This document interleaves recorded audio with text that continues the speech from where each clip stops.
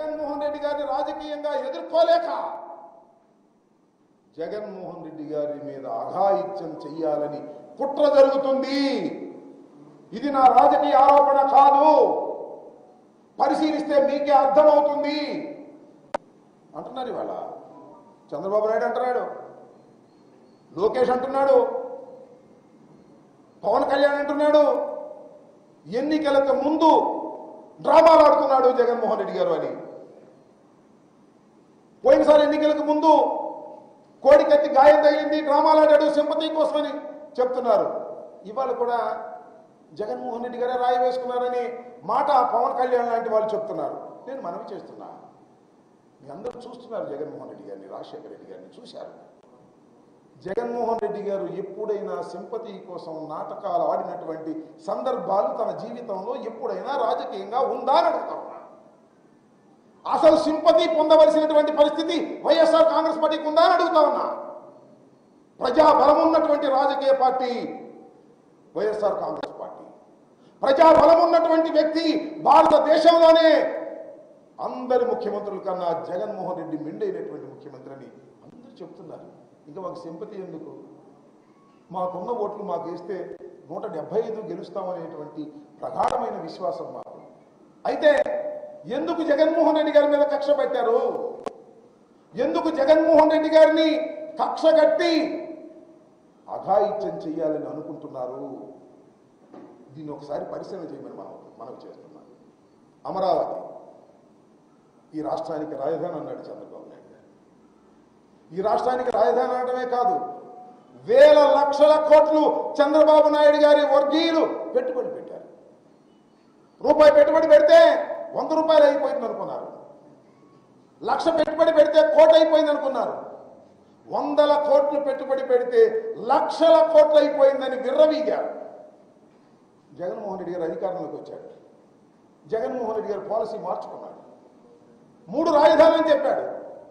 అయ్యో పంపనిపోయింది, మనం లక్షల కోట్లు పెట్టి వేల కోట్లు పెట్టి లక్షల కోట్లు కాజేద్దాం అనుకున్నాం, మన పని అయిపోయింది.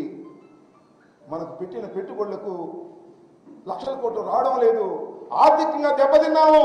జగన్మోహన్ రెడ్డి ఉంటే మనం ఆర్థికంగా దెబ్బతినిపోతామని చంద్రబాబు నాయుడు వర్గీయులు భావించి కుట్రలు చేస్తున్నారు ఈ రాష్ట్రంలో. మొదటి కుట్ర జగన్మోహన్ రెడ్డి గారిని అధికారం నుంచి దించేయాలనే కుట్ర. ఆ కుట్ర విఫలమైపోతున్నట్టుగా అర్థమవుతుంది. చంద్రబాబు నాయుడు గారు తను ఒక్కడనే పోటీ చేస్తే అసలు పోటీనే ఉండదని, పవన్ కళ్యాణ్ కూడా కలిపి తెచ్చుకుంటే కాపులు కూడా మొత్తంగా కలిసి వస్తారని, అంతేకాకుండా భారతీయ జనతా పార్టీని కూడా కలిపికి తీసుకొస్తే కేంద్రంలో భారతీయ జనతా పార్టీ అధికారంలో ఉంది కాబట్టి అధికారులందరూ కూడా తనకు అనుకూలంగా ఉండే విధంగా మరల్చుకోవాలని, ముగ్గురు కలిసి వస్తే జగన్మోహన్ రెడ్డిని ఓడించగలుగుతాము అని అనుకున్నారు, భ్రమపడ్డారు. ముగ్గురు కలిశారు, సీట్లు దగ్గర తేడా వచ్చింది. ఓడగోడు కొట్టుకుంటున్నాడే, అగమ్య గోచరం అయిపోయిందే. కానీ జగన్మోహన్ రెడ్డి గారు 175 సీట్లు ప్రకటించారు, 25 సీట్లు ప్రకటించారు.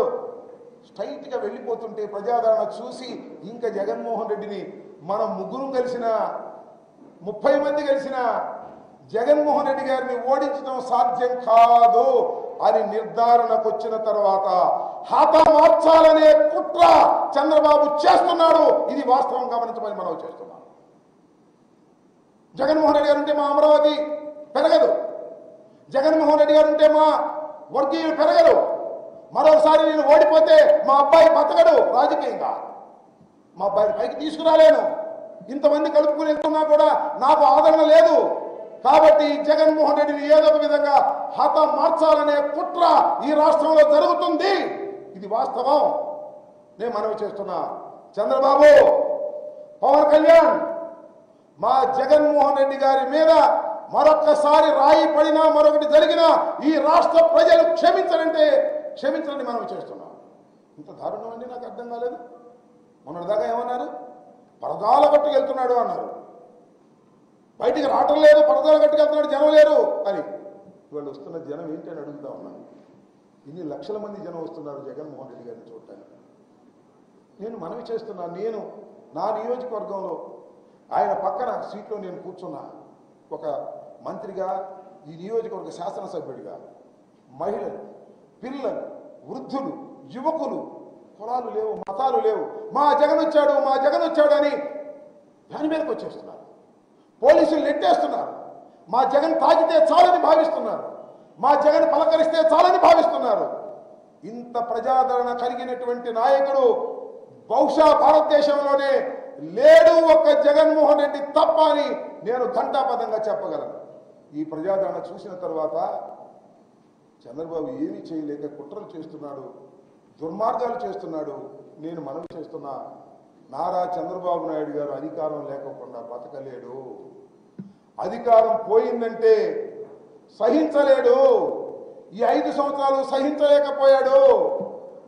బావురుమని ఏడ్చాడు, కుట్రలు చేశాడు, శాసనసభకు రానన్నాడు. మళ్ళా వచ్చే 5 సంవత్సరాలు కూడా అధికారం రాదని తెలిసిన తర్వాత ఈ రాష్ట్రంలో హింసను ప్రోత్సహిస్తున్నాడు నారా చంద్రబాబు నాయుడు. మళ్ళా ఇంకా చాలా ప్రమాదం ఉందని మనం చేస్తున్నాం.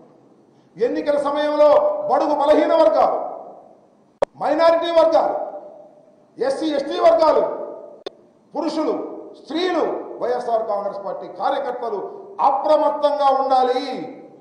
ఏ అఘాయిత్యానికైనా పాల్పడటానికి చంద్రబాబు వర్గీయులు ప్రయత్నం చేస్తున్నారు. అశాంతిని సృష్టిస్తారు, అల్లకల్లోలాన్ని సృష్టిస్తారు. అధికారం పోతుందనే భయంతో, బాధతో ఎంతకైనా తెగిస్తాడు నారా చంద్రబాబు నాయుడు. నారా చంద్రబాబు నాయుడు గారి నైజమే అంత అని మనం చేస్తాం. ఒకసారి చరిత్ర చూడమని మనం చేస్తాం. ఏమండి, ఇక్కడి నుంచి వచ్చాడే, రాయలసీమ నుంచి బయలుదేరి వచ్చాడే, ఎక్కడైనా ఏదైనా సంఘటన జరిగిందండి? పూలేస్తుంటే వద్దని బతికిలాడాం, దండలేస్తుంటే పక్కకి తప్పించుకుని వెళ్ళాం. జగన్మోహన్ రెడ్డి గారు వస్తుంటే విజయవాడ నడిబొడ్డుకు వచ్చేటప్పటికి రాయి ఎందుకు వేశారండి? విజయవాడ మీ అడ్డా అనుకుంటున్నారా? విజయవాడ మీ సొంతం అనుకుంటున్నారా?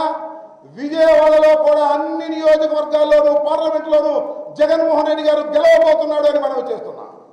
ఏదో మీ అడ్డా అనుకొని చంద్రబాబు నాయుడు గారి ప్రోద్బలంతో జగన్మోహన్ రెడ్డి గారి మీద దాడి చేసి ఏదో చేయాలని ప్రయత్నం చేస్తున్నారు. ఇది దుర్మార్గమైనటువంటి రాజకీయమే మనం చేస్తున్నాం.